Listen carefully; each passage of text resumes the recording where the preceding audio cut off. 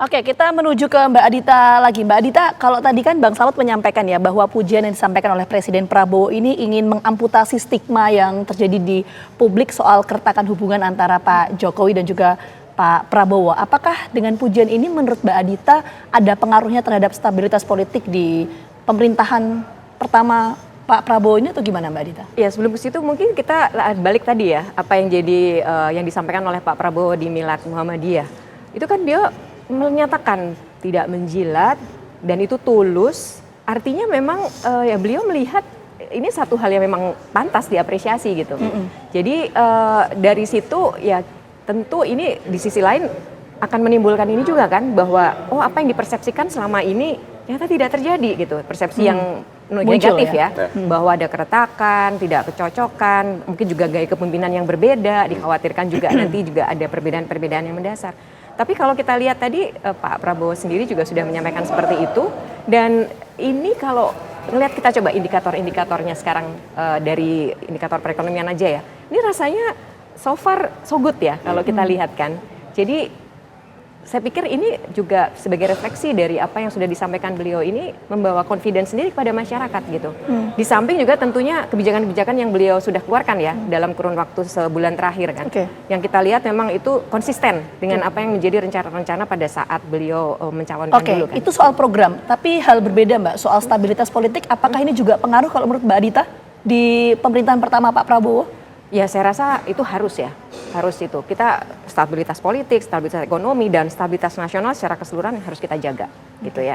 Jadi di samping memang itu program-program, kalau sekali lagi saya harus kembali pada program ya, itu memang pantas untuk dilanjutkan. Ya Pak Prabowo sendiri sekali lagi saya lihat memang beliau punya sifat kenegarawanan yang betul-betul bisa memberikan rasa hormatnya kepada pimpinan-pimpinan sebelumnya. Baik. Dan saya rasa ini ya beliau kan pasti melihat bagaimana agar kepentingan nasional lebih bisa dijaga ya. Dan itulah yang akhirnya beliau sampaikan kepada masyarakat. Baik, saya ingin ke Bang Slamet ini. Pak Prabowo tadi mengatakan di pidatonya di Milad Muhammadiyah ke-112 bahwa ini bukan membela, bukan menjilat. Dan saya bahkan dikalahkan. Artinya ada pengakuan yang jujur dan tulus. Tapi kan juga Anda mengatakan bahwa politik itu ada panggung yang ingin ditampilkan, ada panggung depan, ada panggung tengah dan belakang. Nah, yang di belakang ini apa? Ya, kan panggung depannya tulus banget seolah-olah jujur betul itu. Iya, paling tidak kita harus lihat gaya bahasa pesan komunikasi dari seorang dengan background militer. Itu kan biasanya singkat, tegas, lugas gitu kan, dan juga pesannya itu singkat. Jadi apa yang diungkapkan oleh Presiden Prabowo tidak menjilat. Ya memang siapa yang harus dijilat? Toh dia sekarang sedang menjadi matahari. Lain soal kalau menteri puji-pujian kepada presiden, ada maksud. Kalau ini kan Prabowo memang sedang ada di puncak. Nah tentu puji-pujian ini juga seringkali diingatkan.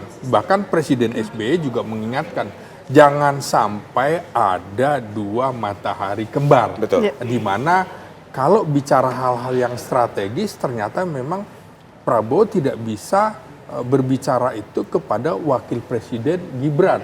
Jadi bicaranya dengan sang ayah kan begitu ya. Tapi publik juga mengartikan bahwa oh ternyata Presiden Jokowi masih berada di lingkungan istana, terutama istana wakil presiden. Dalam perspektif politik kan wajar saja orang ada berpikir seperti itu. Itulah yang kemudian panggung belakang tentu ada kepentingan-kepentingan yang berbeda nantinya, terutama kepentingan politik, dan itu wajar. Misalnya bagaimana dengan menteri-menteri yang berasal dari era pemerintahan Jokowi, apakah akan dilanjutkan atau tidak? Ini kan menjadi rumor yang menarik kan, bahwa sebenarnya ada pesan juga yang ingin disampaikan bahwa Prabowo akan tegas kepada siapapun. Terutama juga kepada Presiden Jokowi, dia memberikan pesan untuk hal terkait korupsi nggak ada cerita, nggak ada pandang bulu. Artinya apa? Kalau memang menteri yang berasal dari pemerintahan Jokowi juga ternyata kemudian terindikasi, maka akan ada pemenggalan. Jadi panggung politik itu, panggung belakang ini tentu semuanya samar. Dan ini nanti akan terungkap beberapa bulan ke depan. Terutama misalnya apakah dalam 100 hari pemerintahan Prabowo atau 6 bulan pemerintahan Prabowo akan ada reshuffle kabinet. Oke. Toh sama juga Presiden Jokowi juga waktu itu belum sampai setahun ada yang di reshuffle. Oke. Bahkan dulu sampai 13 kementerian, 13 menteri di reshuffle. Baik. Oke, itu nanti kita tunggu perkembangannya soal politik reshuffle dan lain sebagainya. Kita menuju ke Mbak Adita dulu. Mbak Adita, dengan pujian yang disampaikan oleh Pak Prabowo ini, apakah artinya Pak Prabowo juga akan memasukkan beberapa program yang menjadi prioritas Pak Jokowi, misalnya kita sebut saja IKN, akan dilanjutkan atau gimana, Mbak? Pak Prabowo sudah menyampaikan kan bahwa beliau akan melanjutkan apa yang sudah dilakukan di pemerintahan sebelumnya, termasuk hilirisasi, kemudian juga infrastruktur. IKN juga disebutkan bahwa beliau juga berkomitmen untuk melanjutkan itu. Jadi sekali lagi saya lihat tadi keberlanjutan itu memang dijaga betul sama beliau, dan itu direfleksikan dari tadi program-program unggulan yang kemudian akan dilanjutkan.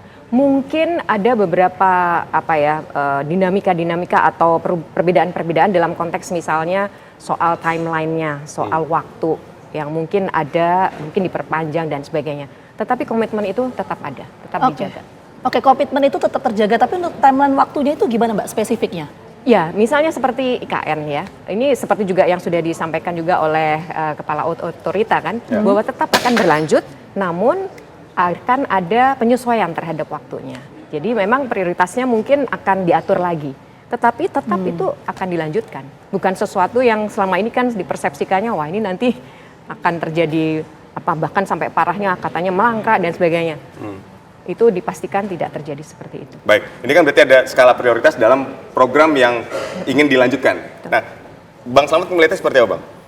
Ya, saya kira untuk menjaga stabilitas politik terutama ya, maka keberlanjutan itu akan dilakukan di awal-awal masa pemerintah, supaya kemudian publik tidak melihat bahwa terjadi perbedaan yang menyolok antara pemimpin sebelumnya dan pemimpin yang melanjutkan. Ya. Nah, kita harus belajar soal kesinambungan program. Jangan sampai kemudian apa yang dilakukan presiden yang sebelumnya langsung diamputasi, diganti oleh program-program yang lain. Itu juga tidak bagus.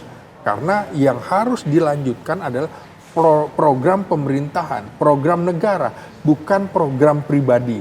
Karena itu dulu kita punya GBHN, punya rancangan pembangunan jangka menengah, jangka panjang. Itu kita harus belajar juga dari pengalaman era Orde Baru, pengalaman era Orde kepemimpinan Orde Soekarno gitu ya. Jadi saya kira apa yang bagus harus dilanjutkan, yang tidak ya tidak. Jangan kemudian saya beda loh, saya antitesa dari presiden sebelumnya, itu juga nggak bagus. Ya. Baik, Mbak Adita, bentuk komunikasi yang hari ini dilakukan oleh Pak Prabowo ke Presiden ke-7 Joko Widodo ini seperti apa sih? Ya tentu itu Pak Prabowo yang tahu ya. Ya. Tapi kan sekali lagi, beliau itu tetap menjaga komunikasi dengan baik ya. Baik itu yang pribadi maupun juga penting untuk hal-hal yang terkait juga dengan tadi keberlanjutan dan kesinambungan program. Jadi masih terjalin dengan baik sebagai ya istilahnya mungkin senior ya, karena beliau kan pendahulunya sebagai presiden sebelumnya dan juga sebagai kawan sebenarnya. Jadi masih berjalan dengan baik. Begitu kita tegaskan. Nanti kita akan sama-sama melihat apa saja program-program yang akan terrealisasikan dalam waktu dekat dan juga jangka panjang. Sekali lagi terima kasih banyak Mbak Adita dan juga Bang Slamet atas waktunya sudah bergabung bersama kami. Sehat selalu. Ya.